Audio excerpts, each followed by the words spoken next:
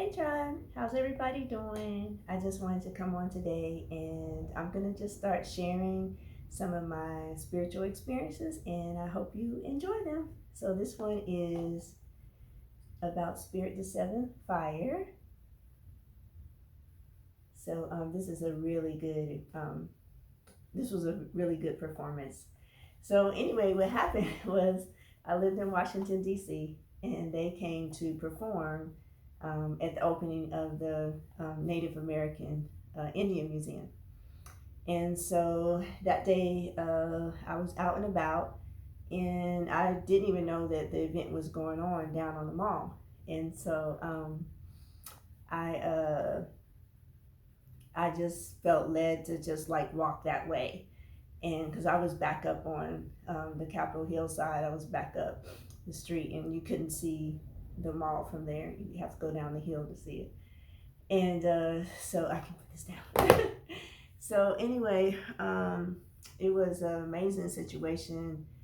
I just was like almost in a trance. And when you come off the hill, coming down off Capitol Hill over the left side, and you look down onto the mall, it was packed from the fountain all the way forward to the Washington Monument. And the tent was set up. So you got the Washington Monument, and the tent was set up in here. And I was walking from the hill down this way. And so it was just packed with people, and Spirit was like, go there.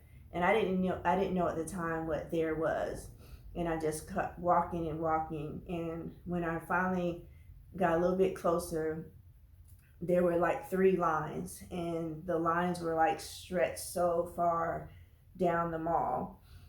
And I just kept walking and walking, and I saw the ticket stand way ahead of me, and I just walked straight towards it. And I saw it had some kind of sign on it. I didn't pay attention to it. I just kept walking and walking and walking. And when I got up there, I saw that all tickets were sold out. And so one of the lines were for the people who had tickets to get in. And then there were two lines where people were waiting for tickets to get in, hoping someone didn't show up or anything like that. And so I turned around and said, okay. And Spirit was still talking to me. It's like, you got to get in there. And still wasn't really sure what there was. It was just an Indian teepee set up and a bunch of people trying to get in. And so I kept walking. And as I kept walking back to go get in line to wait, this woman called out to me, and she said, excuse me. And I said, yes. And she goes, what are you doing? And I said, well, Spirit told me I'm supposed to be in this show, to get in. And so I came to do that. And she said, I watched you walk from all the way up that hill to all the way down, and you were focused and laser, like you knew you were supposed to be in there. And I said, I do know that that's what I'm supposed to be doing, so that's what I'm doing. And she says, here's a ticket. Come in with me.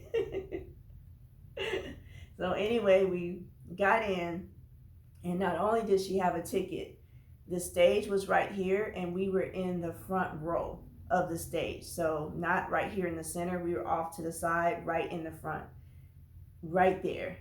And so during the whole show performance, which was beautiful, exquisite, I just started having these spiritual experiences, and even when they were speaking, and talking and stuff, and the music was talking, it's like I could hear English. I could hear my own language speaking to me and giving me messages and talking to me. And at one point I actually just was weeping and weeping, and I fell over in her lap, and she just comforted me or whatever.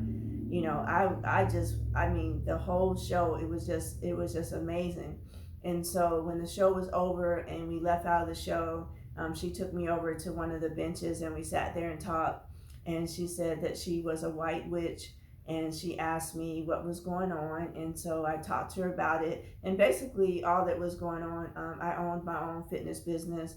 It was extremely successful. I owned it with my partner, and I will let him tell his own story. So I have to remember when I'm doing this thing that this is my experience, and people have to talk about their own stuff. And we still are great friends. He's a wonderful person. I love him dearly, and his family and everything. And they all played, his mom, dad, all of them played a pivotal part in me owning my business and doing what I'm doing in my spiritual growth. So never would take that away.